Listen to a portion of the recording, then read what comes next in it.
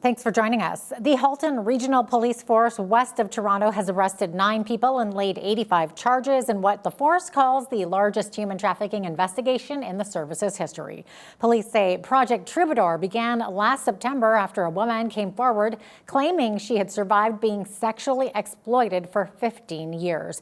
Police say a 10-month investigation led to the discovery of 11 other victims who had been subjected to commercial sexual exploitation over an extended period of time.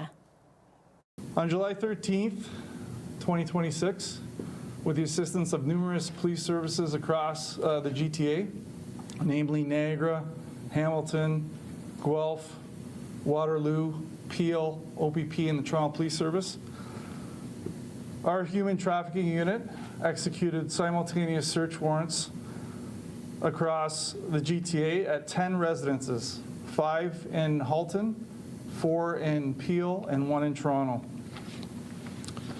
The following items were amongst those seized: 3 high-end vehicles, namely a Lamborghini and 2 Mercedes-Benz, approximately $450,000 worth of high-end jewelry, approximately $30,000 in Canadian and US currency, and a quantity of drugs including cocaine, oxycodone, psilocybin, and cannabis, and a plethora of electronic devices.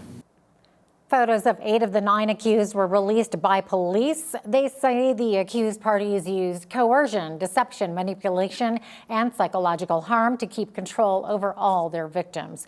Police also say some of the accused are related. All 9 were held in custody pending their respective bail hearings in Milton, Ontario.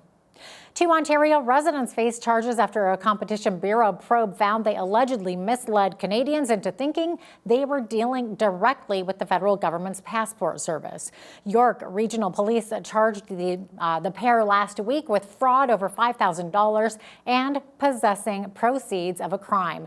A release from the Competition Bureau says the 2 operated businesses under the names Passport Online and Passport Express, which allegedly use misleading ads to suggest customers could easily obtain or renew passports online using their services. The competition watchdog claims the offenses took place between 2016 and 2020. And speaking of passports, Ottawa is streamlining passport renewals. Immigration Minister Lena Diab announced Tuesday that all eligible Canadians over the age of 16 can now apply online to renew their passports as long as they're within Canada. Eligible Canadians will no longer have to wait for an online application spot to become available. They will be able to begin their renewal online whenever it is convenient for them to do so. From home, they can complete their online application.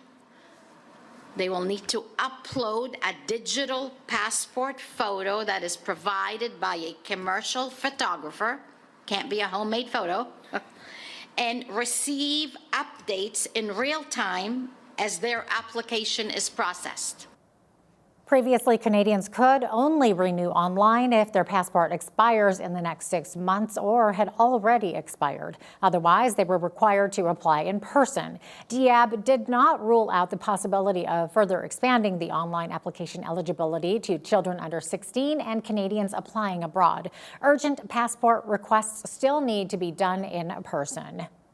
Conservation officers in British Columbia say they have discovered numerous illegal campfires during spot checks as wildfire crews battle out-of-control blazes that are threatening communities in the south of the province.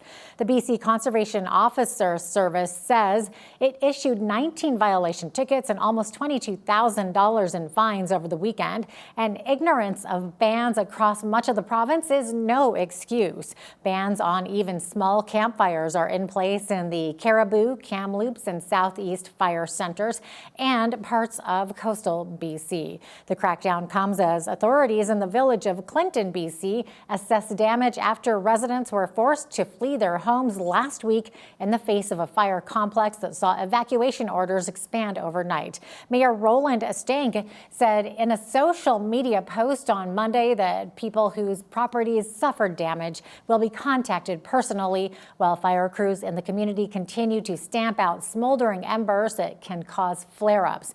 The Pear Lake and 59 Creek fires that emerged over the weekend and have been threatening Clinton are among about 135 fires burning in BC, with about 50 burning out of control. Prime Minister Mark Carney has called for 3 by-elections to be held on August 31st. The by-elections will fill vacancies in the BC riding of North Vancouver-Capilano, the Ontario riding of Beaches East York, and the Quebec riding of Chicoutimi-Le-Fjord. North Vancouver-Capilano was held by Jonathan Wilkinson until he was named Canada's ambassador to the European Union in the spring. Carney's former deputy chief of staff will contest the riding for the Liberals. Some disturbing new research shows psychiatric patients wait far longer for an inpatient bed than other people do. Recovery Alberta reports patients on average waited more than 33 hours for a bed in a psychiatric unit until last year. That is 24 hours longer than the overall average of about 9 hours. Experts say waiting in an emergency department is not good. Wait times have a real impact on patient stability, their distress levels. Emergency departments are really designed to be in for a short period of time, not a long period of time. And so I think that, that chaotic, noisy environment, it's not therapeutic, has a real meaningful impact on our patients as they wait. This is a multifactorial issue, and I think the solution is not simple either. I don't think it's one thing. I think increasing inpatient bed capacity, including those high observation beds, but also improving community supports, the availability of housing, appropriate support in the community, having the capacity in our complex care teams in the community to support these patients. I think all of those are factors that need to be addressed. I think we really need to take that holistic approach, and not just look at like one piece of the puzzle. So I think when we do that, we just end up creating bottlenecks somewhere else in the system.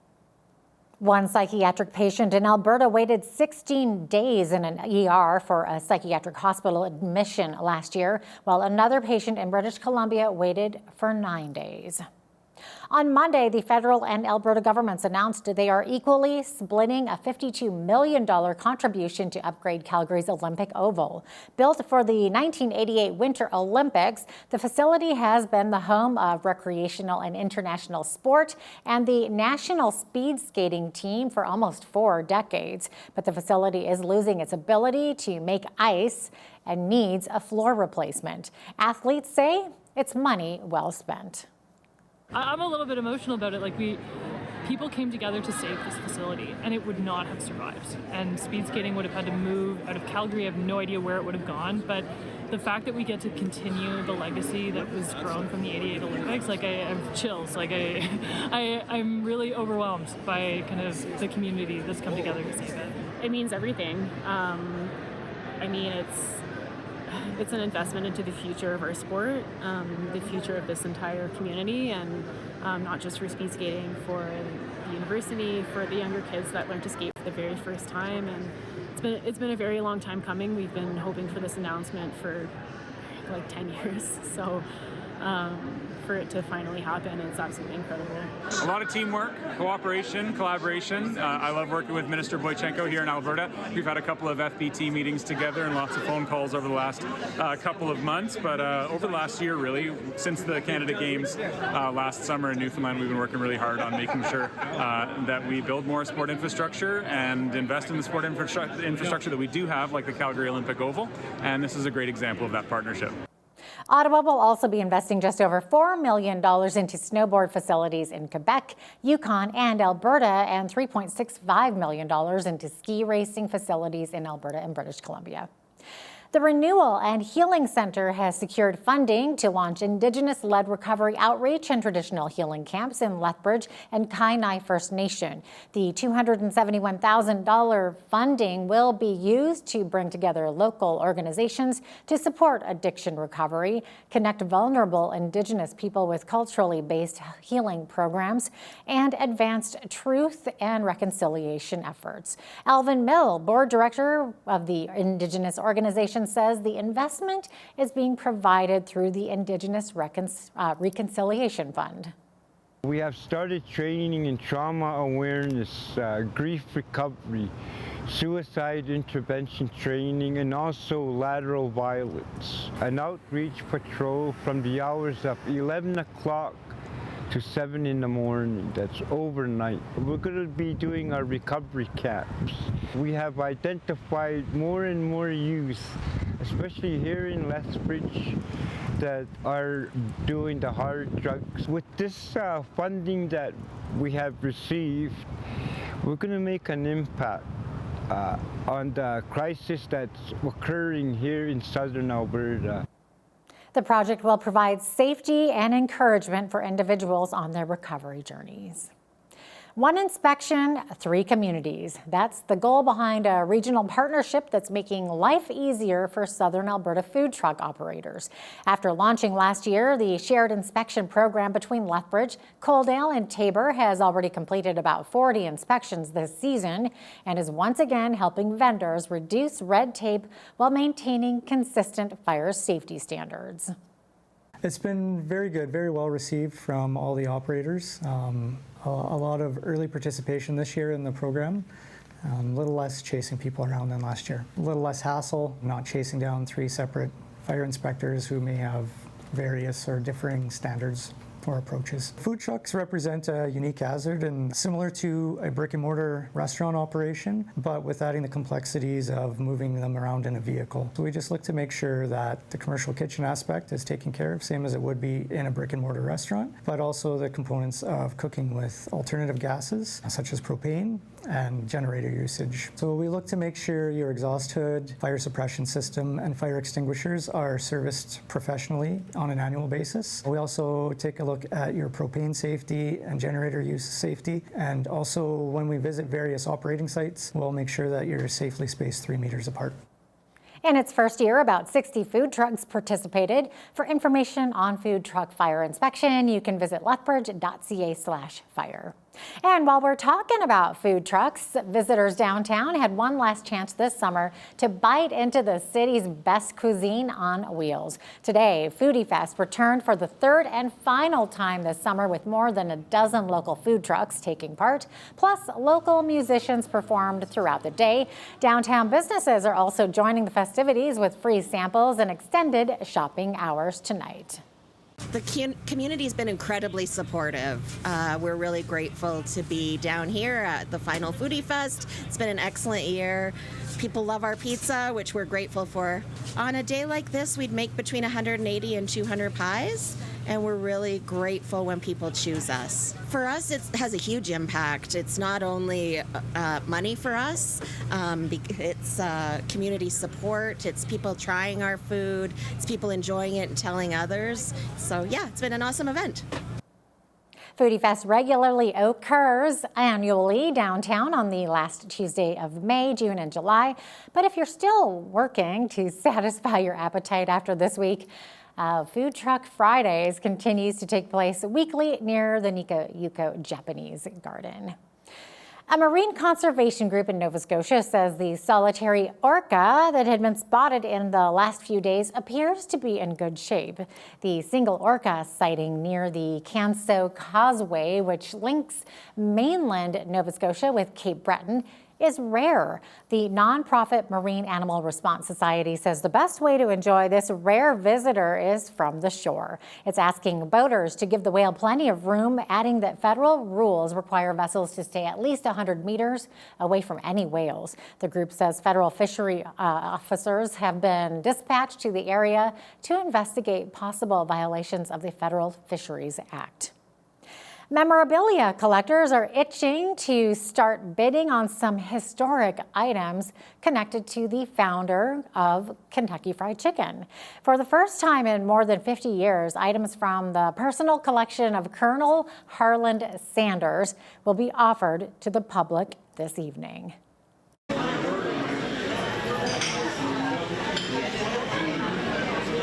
So we are at Claudia Sanders' Dinner House in Shelbyville, Kentucky.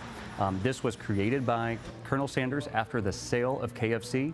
The building was the original KFC headquarters. His residence was in the parking lot. And of course, one of the most interesting items and most popular in the pre-bidding online right now is one of the Colonel's string ties, or as people sometimes refer to them as a bolo tie. And the interesting thing about this is that not a lot of people know he did wear clip-ons.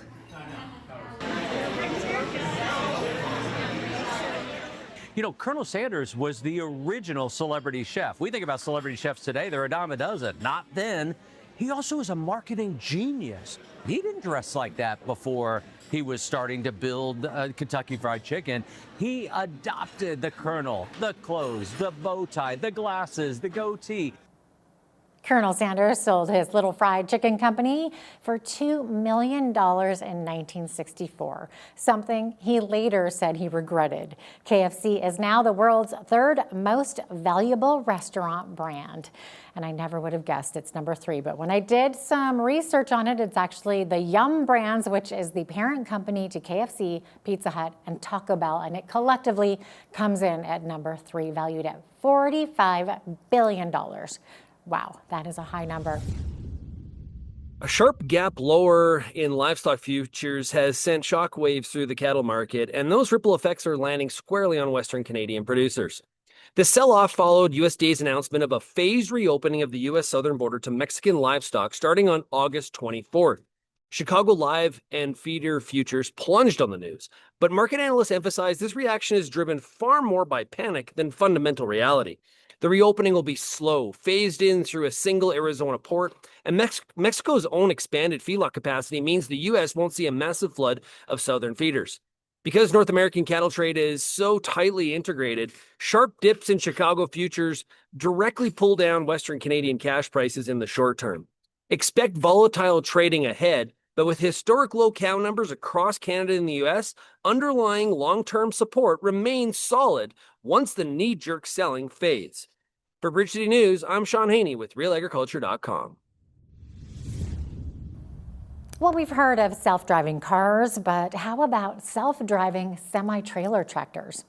TFI International says it expects fully autonomous transport trucks to begin operating on selected U.S. routes as early as next year. The Montreal-based company says testing with an American partner is expected to start within months on long-haul routes between freight terminals. Executives say self-driving trucks could improve safety, fuel efficiency, and reliability by operating around the clock without driver fatigue. The announcement came as TFI reported second quarter earnings of $136.2 million U.S., up 39% from a year ago on revenue of $2.29 billion. Bell Canada is introducing a new AI feature designed to detect and flag spoofed phone calls before customers answer. The technology targets scammers who disguise their caller ID to appear as trusted businesses, organizations, or personal contacts. Since then, the company says it has analyzed more than 4.4 billion calls and identified or blocked more than 540 million suspected scam calls. The new protection will be enabled automatically for Bell and its affiliated wireless brands on both iOS and Android devices. And now, here's a look at today's markets. The TSX was up 181 to 35,749. The Dow is up 537 to 52,747. The S&P 500 was up 15 to 7,428, and the Nasdaq was down 55 to 24,876. West Texas Intermediate Oil was down 3 to 79.13 US per barrel. Natural gas was down 12 cents to 2.64 US. Gold was down 49.11 to 40.2833 US an ounce, and silver was down 128 to 57.12 US an ounce. Feed wheat is at $8.30 per bushel. Barley is at $6.53. Canola is at $17.80, and corn is at $7.87 per bushel. Live cattle August contract was up $2.25 to $2.2747. Feeder cattle August contract was up $4.82 to $3.4307. Lean hogs are up 12 cents to $103.10 for the August contract, and the Canadian dollar was up slightly over the past 24 hours and currently sits at 70.90 US.